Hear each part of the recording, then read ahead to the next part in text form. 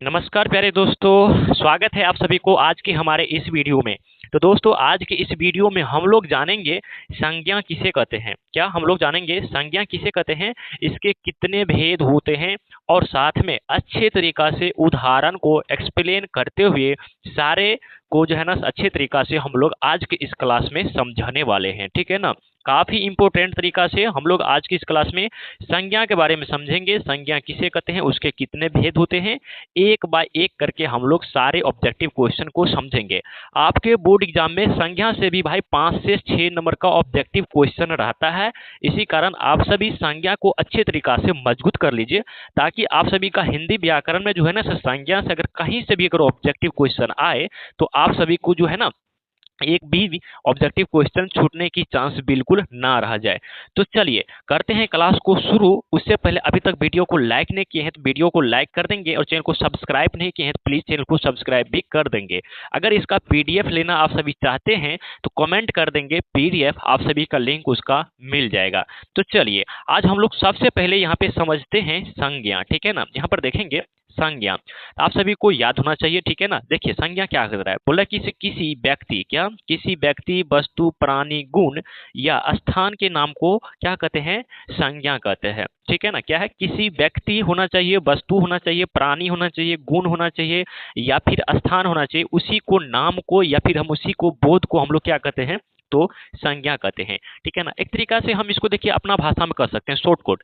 आपको जो नजर में आता है ना वह सभी संज्ञा है, जैसे टेबल, गाय, बकरी, राम, मोहन, श्याम, किताब, पेन, बुक, जो भी आ रहा है ना आपको नजर में, जो चीज आप देख रहे हैं ना वह सभी क्या है, संज्ञा है। शॉर्टकट में हम लोग इसका समझ सकते हैं इस उदाहरण से। ठीक है ना, क्या हम लोग को जो भी कुछ दिखाई दे रहे हैं ना वह संज्ञा होता है। ठीक है, जैसे यहाँ पर देखिए राम, ये भी संज्ञा है, किताब, दिल्ली, गाय, मिठास आदि। ठीक है ना, तो उम्मीद करते हैं आप सभी को संज्ञा जो है ना सारे डिफिनेशन जो है आप सभी को अच्छी तरीका से समझ में आ गया होगा संज्ञा किसे कहते हैं।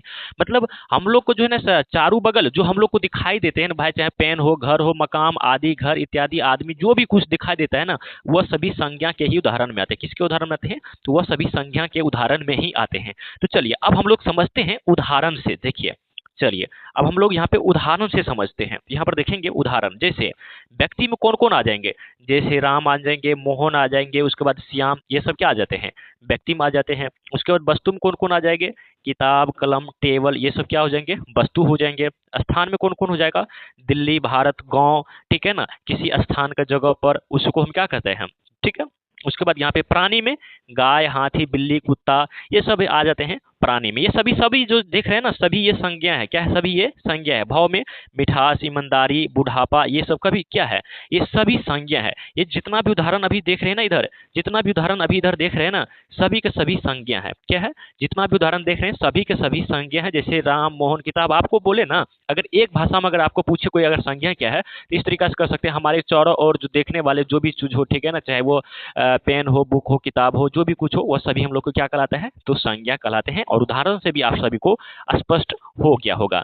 चलिए अब हम लोग समझेंगे संज्ञा के कितने भेद होते हैं। ठीक है ना, और उन सभी भेदों को एक बाय एक एक्सप्लेन करने वाले हैं। ठीक है, चलिए तो अब बढ़ते हैं हम लोग यहाँ पे संज्ञा के 5 भेद होते हैं। कितने भेद होते हैं प्यारे बच्चों, तो आप सभी को दोस्तों यहाँ से याद रखना है संज्ञा के 5 भेद होते हैं। आप सभी को एग्जाम में भी आता है इस तरीका से, आप सभी को एग्जाम में भी आएगा संज्ञा के कितने भेद होते हैं। तो आप सभी को याद रखना है संज्ञा के 5 भेद होते हैं। तो कौन कौन होते हैं, तो व्यक्तिवाचक होता है पहला, दूसरा होता है जातिवाचक संज्ञा, तीसरा होता है भाववाचक संज्ञा, चौथा होता है समूहवाचक संज्ञा और पांचवा होता है द्रव्यवाचक संज्ञा। आप सभी को याद रहेगा ना, मैं फिर से रिपीट कर दे रहा हूँ। ठीक है ना, क्लास 10th के एग्जाम में ऐसे आता है संज्ञा के कितने भेद होते हैं, तो आप सभी को याद रखना है व्यक्तिवाचक संज्ञा, जातिवाचक संज्ञा, भाववाचक संज्ञा, समूहवाचक संज्ञा और द्रव्यवाचक संज्ञा, यानी कि संज्ञा के टोटल 5 भेद होते हैं। ठीक है ना, चलिए उम्मीद करते हैं आप सभी को समझ में आ गया संज्ञा किसे कहते हैं।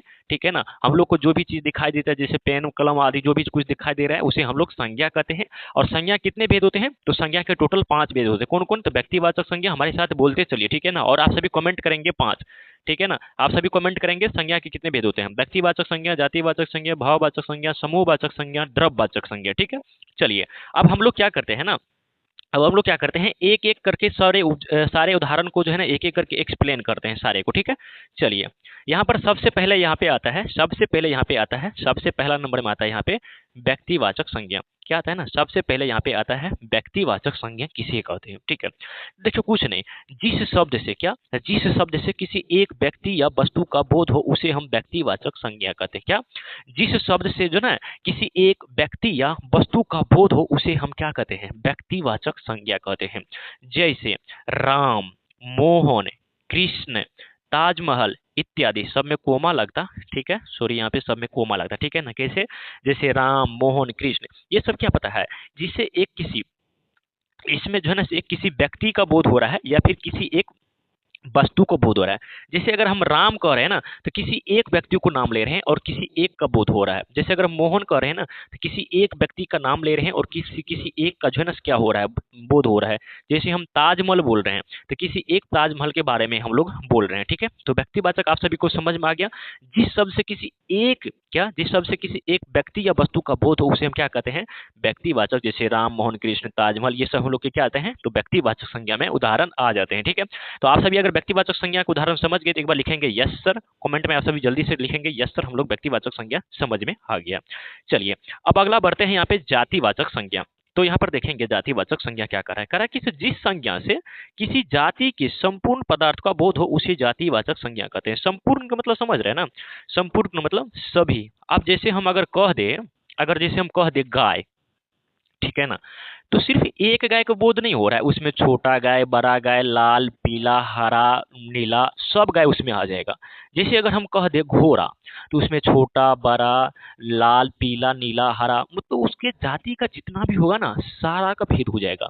ठीक है ना, उसके अंदर जितने भी जाति होगा ना सारा का उसमें भेद हो जाता है। जैसे अगर हम आदमी की अगर बात करें इसमें सारे आ जाएंगे, जैसे लड़का, लड़की, गोरा, काला, छोटा, बड़ा, मोटा, पतला, सभी आत्मज, यानी कि उसके अंदर जितना भी जाति है ना पूरा संपूर्ण जाति का बोध हो जाता है। क्या होता है ना, पूरा संपूर्ण जाति का बोध हो जाता है, तो उसे हम कहते हैं जातिवाचक संज्ञा। ठीक है, जिस संज्ञा से किसी जाति के संपूर्ण पदार्थ का बोध हो, ठीक है ना, तो उसे हम जातिवाचक संज्ञा कहते हैं। ठीक है, तो उम्मीद करते हैं आप सभी को जातिवाचक संज्ञा भी अच्छी तरीका से समझ में आ गया होगा। एक बार लिखेंगे यस सर।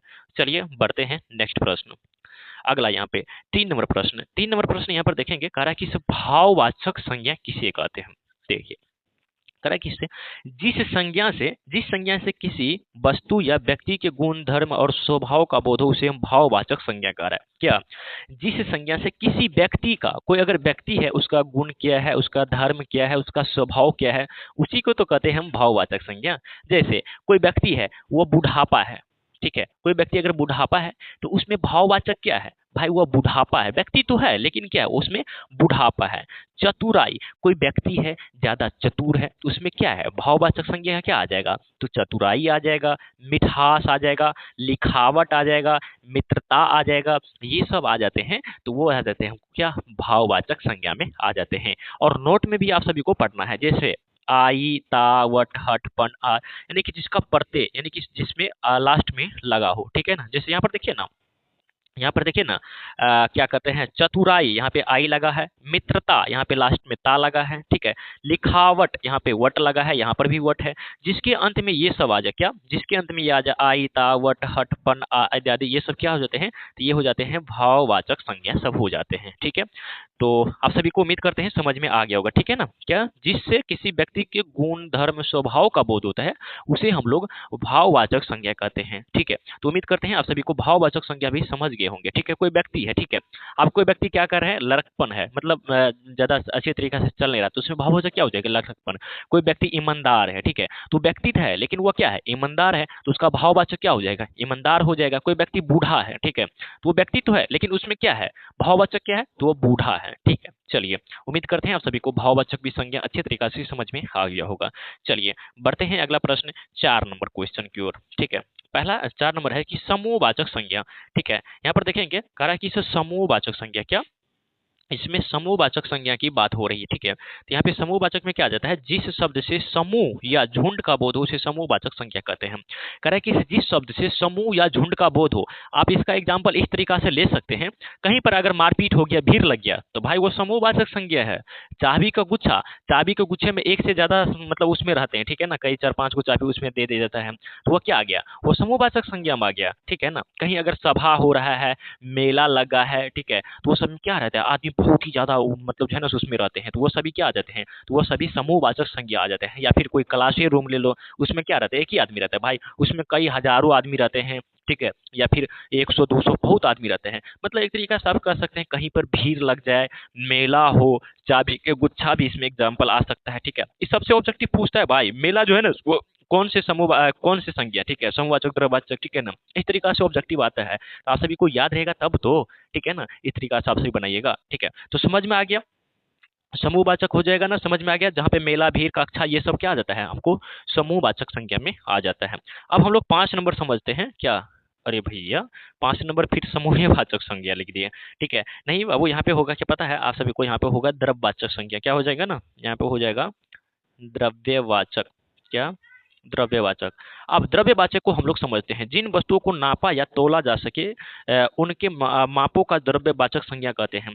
कोई वस्तु है उसको हम नाप करते हैं, तोल करते हैं, वो हमको द्रव्यवाचक संज्ञा हो जाते हैं। जैसे आलू को क्या करते हैं प्यारे बच्चों, चाहे प्याज हो, आलू हो, हम क्या करते हैं, या फिर तेल हो या फिर पानी हो, हम क्या कहते हैं, जहाँ 1 पीस पानी दीजिए, तो ऐसा नहीं बोलते हैं 1 लीटर पानी चाहिए, 2 लीटर दूध चाहिए, 1 किलो आटा चाहिए, 2 किलो आलू चाहिए। इसको हम लोग क्या करते हैं, नापते हैं या फिर तोलते हैं, ठीक है ना। तो ये सब क्या है, जैसे सोना हो गया, चांदी हो गया, ठीक है, ये सब क्या हो जाता है, ये हो जाता है आप सभी को किससे में आ जाता है, तो ये सब आ जाता है आप सभी को समूह में, तेल, घी, पानी, आटा इत्यादि, ठीक है ना। ऐसे थोड़ी ना कहते हैं हाँ भैया 1 पीस सोना दे दीजिए, तो नहीं ऐसे नहीं बोल सकते हैं। हाँ भाई ये 1 ग्राम, 1 ग्राम देना है, या फिर 2 ग्राम देना है, या फिर 50 ग्राम देना है, इस तरीका से बोल सकते हैं, या फिर तेल, पानी, घी, इस तरीका से, ठीक है। तो उम्मीद करते हैं आप सभी को ये भी द्रव्यवाचक समझ में आ गया, जिसको हम नाप या तोल किया जाता है, क्या नाप या तोल किया जाता है, उसे हम क्या कहते हैं, तो समूहवाचक सॉरी द्रव्यवाचक संज्ञा कहते हैं, ठीक है। जैसे में सोना, चांदी, तेल, घी इत्यादि, आप सभी को इसी तरीका से याद रखना है। आप सभी को ऑब्जेक्टिव आ जाएगा, घी जो है ना आपका क्या है,